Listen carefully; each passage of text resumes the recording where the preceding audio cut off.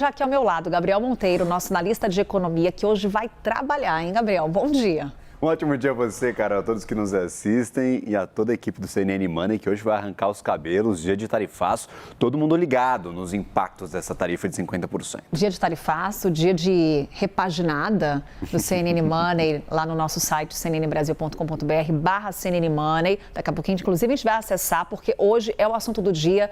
Tarifaço, está em vigor aquela sobretaxação de 50% aos produtos brasileiros exportados para os Estados Unidos.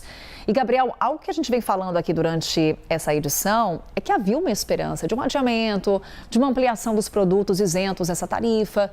E isso não aconteceu. Como é que a gente chegou até aqui, Gabriel? Exato. Tivemos uma sobrevida desde a semana passada para talvez essas negociações finais. Novas isenções, produtos que ficaram dentro da lista das tarifações de 50%, são muito expostos aos Estados Unidos. Então esses setores eles tinham muita esperança de que chegaríamos a esta quarta-feira, talvez com novas adições à lista de exceções dos Estados Unidos. Não é o que temos por enquanto, pelo menos até agora, nenhum anúncio e a esperança destes setores bastante degradada. Podemos ter ainda alguns dias sem negociações efetivas entre Brasil e Estados Unidos para adição de novos produtos nas exceções. Vamos acompanhar uma linha do tempo do que aconteceu desde o dia 2 de abril, quando começaram essas tarifas de Donald Trump, quando a política comercial do atual presidente dos Estados Unidos foi efetivamente apresentada. Nós tivemos o primeiro contato. Lá no dia 2 de abril, o tal dia da libertação dos Estados Unidos, o Trump anunciou as tarifas recíprocas.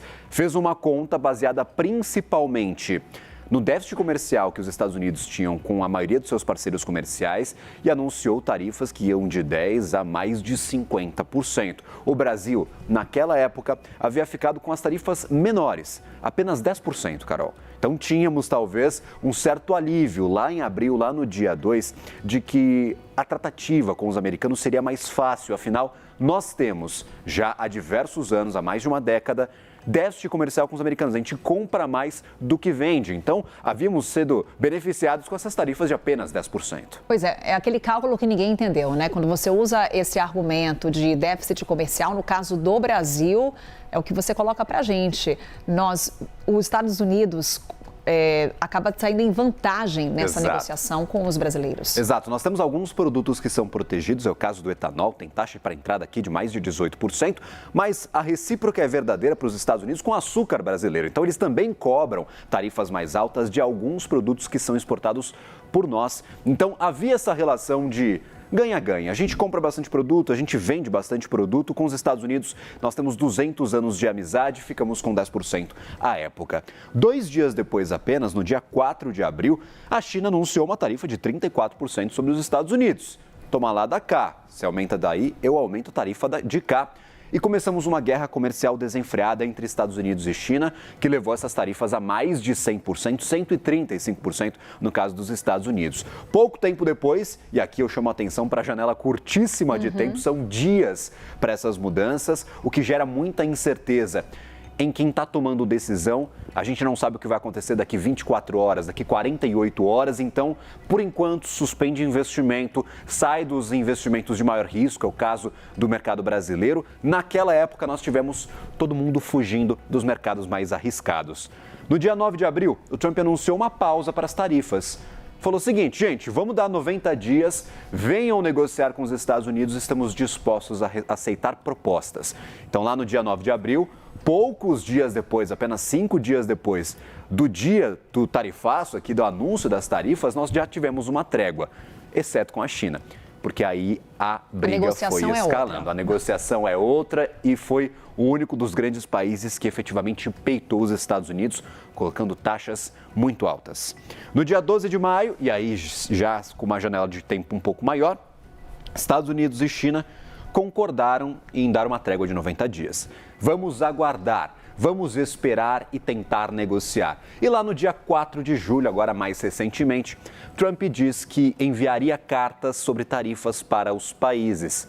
E aí começa a mudar a história do Brasil. A gente que estava abafando, pelo menos passando, voando baixo, e passando pelo radar dos Estados Unidos, agora receberemos um pouco mais de atenção e não mais aquelas taxas de 10%.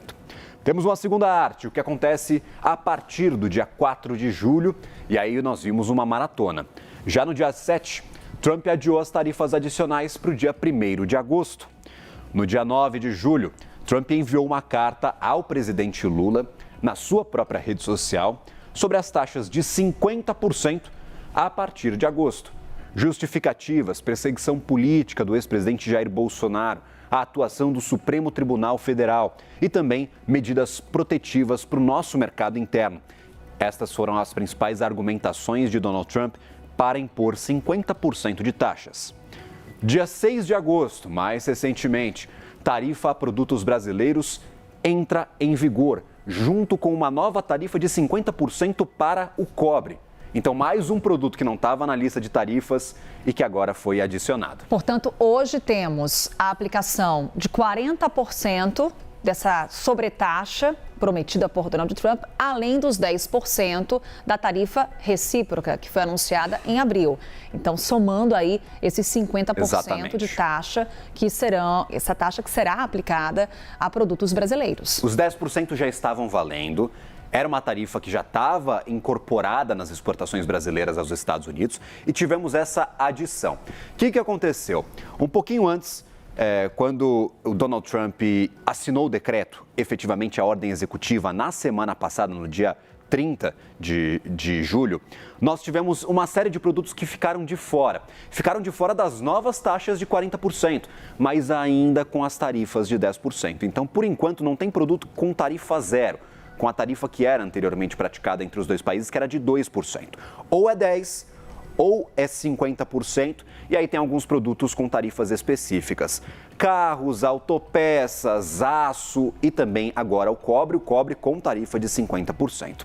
Amanhã, tem um último ponto aqui da nossa linha do tempo, passam a valer as tarifas para os outros países, quem ainda não negociou com os Estados Unidos e também quem já negociou a partir de amanhã, tarifaço